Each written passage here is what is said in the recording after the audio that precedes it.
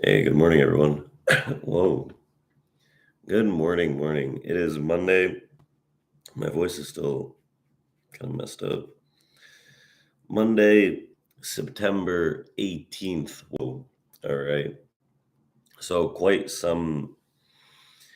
a quick move here last week. Last week we closed out the week with a decent bit of downside, and this week seems to be starting in a similar fashion in the equity markets, right? This week, pre-market, we're already down a bit.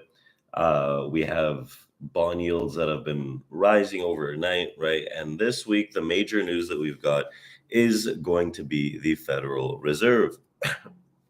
We have the Federal Reserve Open Market Committee expected to keep rates unchanged. We have the meeting this Wednesday that we'll be trading with our team in our live room.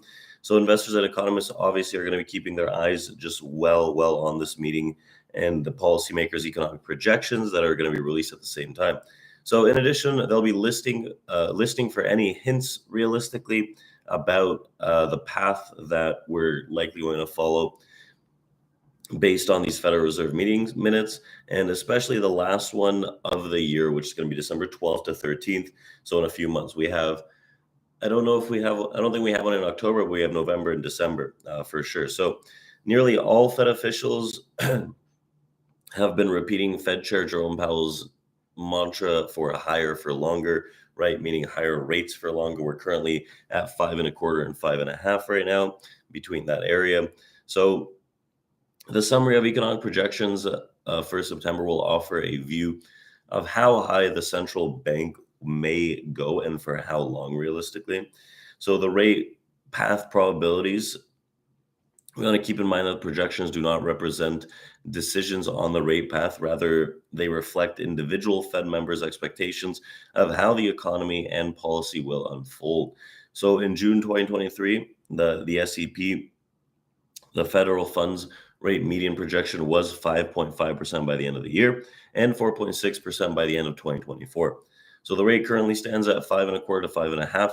And in the Fed's dot plot, what you're likely going to see in 2024 is fewer rate cuts, which has been sort of priced into the market realistically at this point. But I don't think that it's flowed through investor expectation where interest rates will be um, potentially slightly different. We've seen that rates overall have been climbing.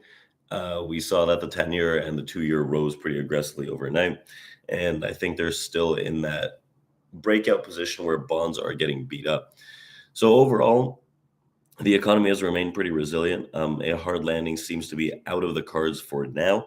But there's going to be it's going to be difficult to predict over the longer term, especially if the Fed is late to react to economic conditions. So remember the infamous transitory call by Jerome Powell and a lot of people in 2022. As a result, the central bank's dot plot for the next year might be a little more cautious as it continues to play defense on inflation and resists signaling anything that might lead to financial markets to get ahead of the rate cuts. So downside momentum, right? A lot of people are still talking about a potential hard landing. Everyone's talking about a rate event or something in the cards that looks very poor in the macro sense. Realistically, these are lagging events. So there could be a recession type event that happens in the later part of 2024 based on calculations. But will it be a soft or hard landing? Again, we have a lot of time to see how that kind of shapes up.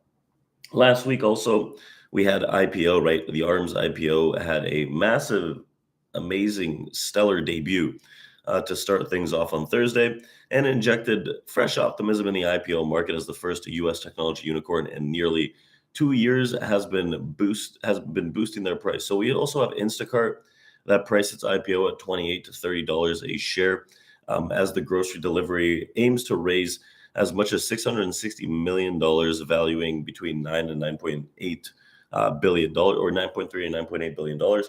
I think it was last year that the IPO, excuse me, that the IPO was looking to raise $39 billion. So valuations are coming back to regular standards, it would seem. I think a lot of people are going to be following the ARM IPO a lot more. It's in the tech sector, the chip sector, and excuse me, And overall, right, their designs are used in pretty much everything, but a lot of people are still concerned that there's zero manufacturing behind them. So I think it's going to be one of those interesting things to watch as we come into a seasonal expectation for the overall market to start seeing some downside towards the latter half of September. And we have one more, I believe, piece of news, right? We have the auto workers. Remember last week we talked about the strike that was pertaining into Detroit's big three. Automakers have entered its fourth day, right? They're looking for support from Joe Biden and the Democratic politicians, although negotiations remain at a deadlock. A team from the White House, who has already been engaging with parties by phone, will reach Detroit this year to mediate negotiations, and the strikes is of particular importance given the 2024 presidential race, as the UAW's endorsement of any candidate would be a key for securing blue collar votes. And meanwhile, Stellantis sweetened its contract proposal, although the UAW's Sean Fain said it's a no go. So note that Ford laid off 600 workers at its Michigan plant because of the strike.